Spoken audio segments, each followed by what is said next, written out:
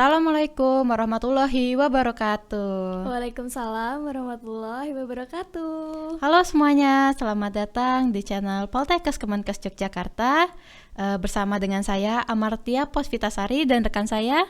Saya Habiza Rozani. Iya, kami merupakan mahasiswa profesi pendidikan dietitian yang sedang menjalankan pendidikan di Poltekkes Kemenkes Yogyakarta.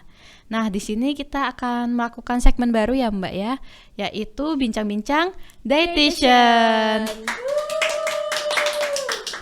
Oke, gimana kabarnya Mbak Hafiza? Alhamdulillah baik Mbak Vita. Mbak Vita gimana kabarnya? Iya, alhamdulillah saya juga baik. Gimana akhir-akhir ini sedang sibuk apa Mbak? Kalau saya sendiri sedang sibuk praktek advokasi dan praktek sosial marketing, terus juga sekarang sedang banyak nugas, bikin laporan dan yang lainnya. Oh, gimana Mbak? Biasanya kalau nugas di mana? Kan kalau anak-anak muda zaman sekarang tuh, kalau nugas kalau nggak di kafe, itu kadang di kampus atau kadang juga ada yang di kosan seperti itu.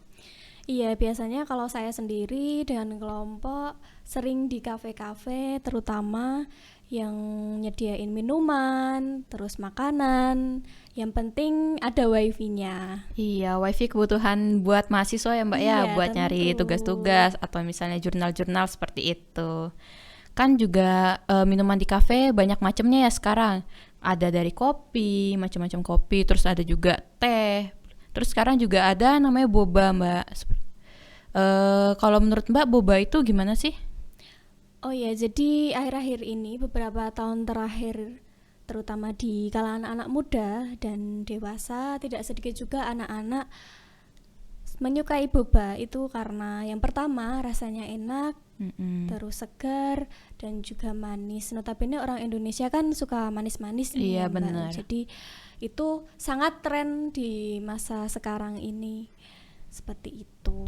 Iya juga banyak juga ya yang jual boba baik di mall terus atau di outlet-outlet seperti itu. Kadang juga banyak yang sudah jual di depan-depan kampus atau sekolah. Iya, benar. Terus juga banyak orang yang sudah nge-review ya boba baik di aplikasi Instagram misalnya atau YouTube dan juga sekarang ada TikTok seperti itu. Banyak banget yang review yang membuat kayak mungkin anak-anak remaja seperti itu penasaran seperti apa sih rasanya boba-boba yang direview oleh mereka. Terus biasanya kalau misalnya Mbak Fiza, kalau misalnya pesan boba-boba gitu yang rasanya apa? Kalau saya sendiri lebih suka yang boba brown sugar, tentunya dengan topping ya Mbak, biar lebih enak. Iya, sekarang banyak banget ya Mbak ya topping-topping boba itu ya. Mulai dari cheese and cream, terus dari biskuit, tentunya yang manis-manis seperti Iya. itu.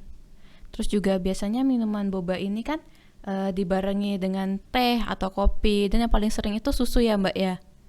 Terus juga dengan berbagai ukuran seperti itu ya, ada yang dari small, medium sampai ke large seperti itu. Terus sebenarnya gimana sih Mbak boba ini terhadap tubuh kita? Sebenarnya boba ini kita lihat dulu bahannya dari apa. Boba ini bahannya dari tepung tapioka, terus dari minumannya sendiri, susu, gula, dan yang lainnya. Ini termasuk sebagai sumber karbohidrat sederhana.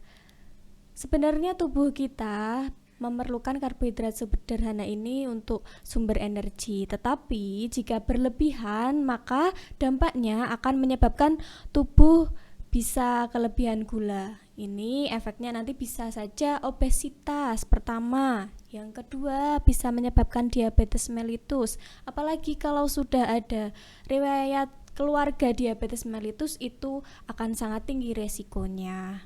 Iya, jadinya buat teman-teman nih, misalnya yang punya riwayat keluarga, baik misalnya dari orang tua atau kakek neneknya itu sudah ada diabetes mellitus, itu sangat harus diperhatikan ya terkait konsumsi minuman bobanya ini. Iya, benar. Terus iya, jadi untuk teman-teman nih misalnya yang punya riwayat keluarga, terutama misalnya kedua orang tuanya atau salah satu orang tuanya juga ya, atau mungkin dari kakek neneknya itu punya riwayat penyakit diabetes mellitus, itu benar-benar harus diperhatikan tuh kalau misalnya mau minum boba ini ya. Iya, benar. Apalagi dari satu porsi boba itu bisa setara satu porsi nasi.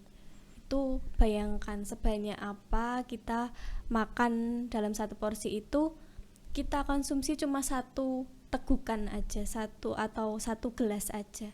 Itu sangat banyak sekali ya Mbak ya. Apalagi dalam sehari itu kita dibatasi hanya 4 sendok makan gula per hari.